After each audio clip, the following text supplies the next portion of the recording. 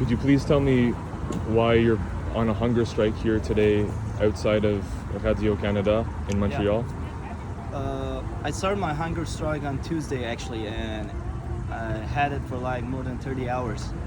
And after that, I just continue my sit in front of the Radio Canada building in here, because I have been asking them many times in the last month to just, if you do not want to talk to us who have their families in Iran, who used to be a political prisoner like me, you don't have to go and talk to the wrong people who just say that this is not a revolution and this is just economic condition and blah blah. So that's what I have been always asking them all this month, and that's the main reason that I'm here right now.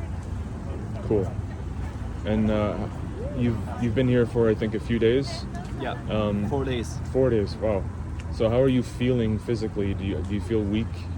Are you having a hard time, or do you think you can?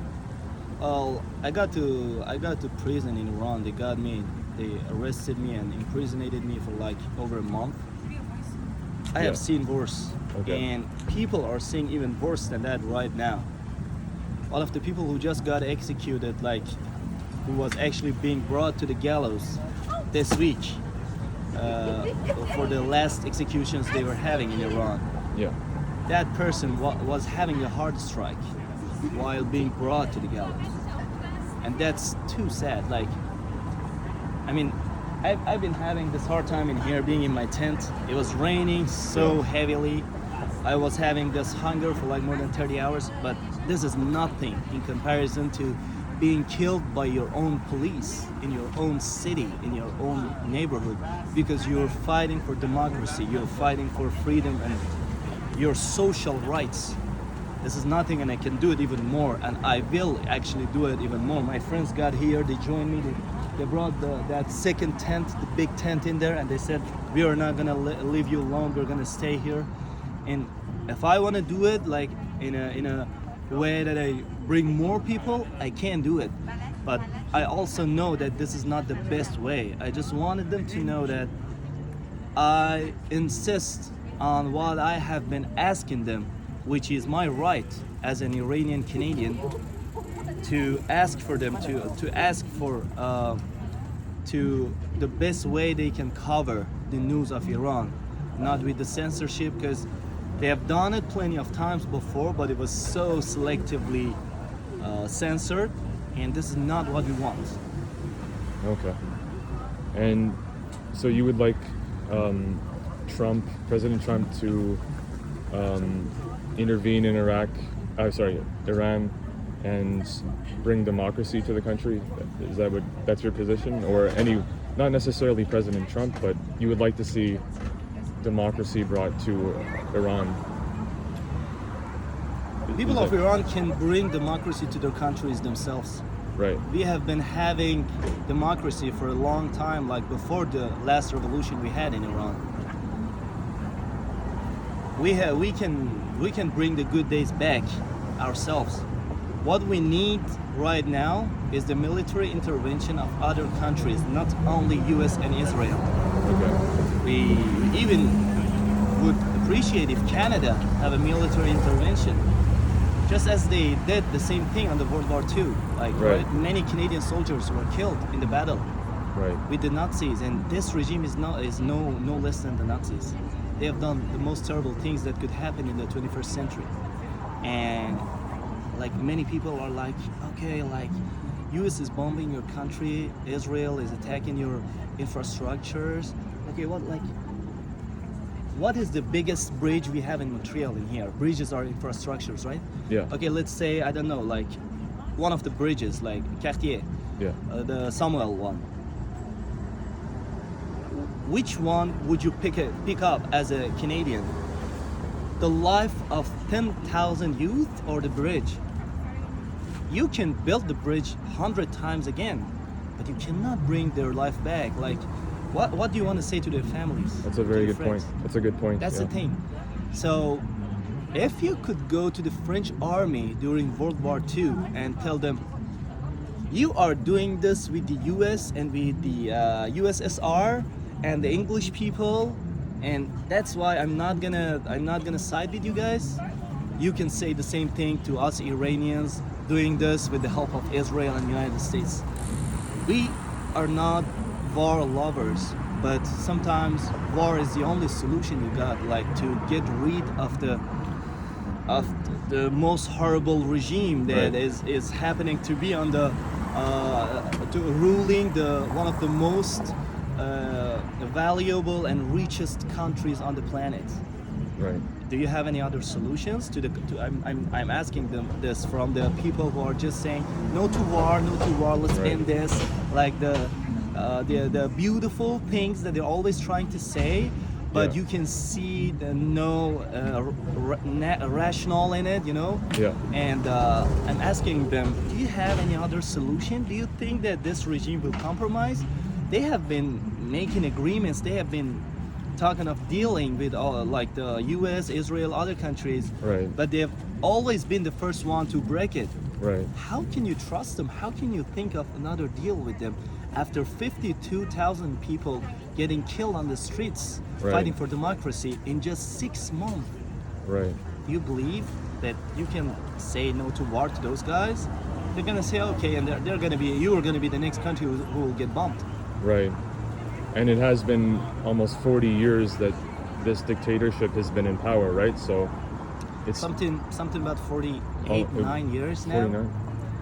From the day one, they were like down with Israel, down with USA, down with they started with down with China and Russia too, down with communism, Yeah, down with yeah. blah blah, down with imperialism, down with everything in the world, okay, but not their own ideologies. We ended up in ruining my countries and our neighbors. Like many people who are pro-Palestinians, Yeah. they come to me and say, look, we are not supporting you because there are people besides you who are holding the Israeli flag. And I'm like, do you care about Palestine? Do you care about Lebanon, Syria, Iraq, and the Arab community? If you do, and if you read a bit of history Yeah. and geography, you must know that the biggest damage for the Arab countries and the Arab communities and the Middle Eastern countries comes from the IRGC. They have been supporting their own proxies, the Houthis, Hezbollah, Hamas, and all they have been doing is brainwashing the youth in the Middle East, using them as a weapon, gathering up, arming themselves in the schools and hospitals all over Middle East, and using everyone, like the community, as shelters, human shelters, not like to avoid from getting bombed, and just feeding you everything but reality for like tens and tens years. And you are seeing Israel supporting my cause and my revolution. You are seeing President Donald Trump and USA supporting our cause because we are having shared values.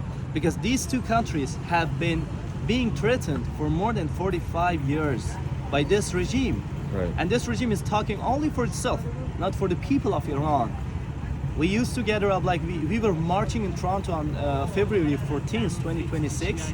More than 570,000 people were on the streets of Toronto saying that we have an alternative for passing the regime of the Ayatollahs and IRGC. And his name is Crown Prince Reza Pahlavi, who has proven us is the best option for this. He is the person we trust. He is the person who is the hope of the nation. And not only the nation, and I believe myself that he is the one who can bring the peace to the whole Middle East. Because the whole chaos of the Middle East is coming from the IRGC ruling Iran right now. So if they are gone and if they are replaced with a better government and a regime, why not have the peace back? Why not have a better connection between Iran and other countries in the world? People of Iran do not want to be fighting the whole world, not the countries of the Persian Gulf, not the rest of the countries in the Middle East, not the US, not Canada. We love everyone. Like throughout the history, we have been there for thousands of years, spreading respect and peace all over the world. And why not now? That's what we have always been seeking. Right. This is not what the regime wants, bro. This is what the people wants. And these people have been calling our alternative inside of Iran and outside of Iran with our flag, the lion and sun, which is the best answer to all media and everyone that we are choosing for ourselves. We are choosing for ourselves what we want, and we just need you to support us. We just need all of the countries around who are seeing us. This is not. We want you to know this is not only about Iran. This is for humanity. On January 8th, 2020, the regime of Ayatollahs, the IRGC, shut down the flight PS 752. Ended up in killing of 176 passengers, Okay. 63 Canadians. Really? This is not only about Iran. Yeah. 7th of October. Are you sure the IRGC was not involved? The synagogues being exploded, shootings in Toronto, in Sydney, like the explosions in Israel itself. Like just get the rope, and in the end you're gonna get to IRGC, because in the end IRGC is the one supporting all of those people. Lots of them, they were youths who got brainwashed until the point that they were burning the Quebec and Canadian flag in Montreal. I mean, this is madness. Yeah. And it's so sad that this is happening in the universities in Montreal, in the universities in Toronto, in New York. This means that this regime has been infiltrating the academic systems so much that they have been doing all this against the Canadian values, against the Western values all these years. And no one knows that slowly they are losing everything that they have been building in here. Iranians immigrated to Canada, fleeing from Iran, because Canada was a country known for democracy, for freedom of rights, built on respect. But is it still? Right. Thank you so much. My I pleasure. think that's I all think I need.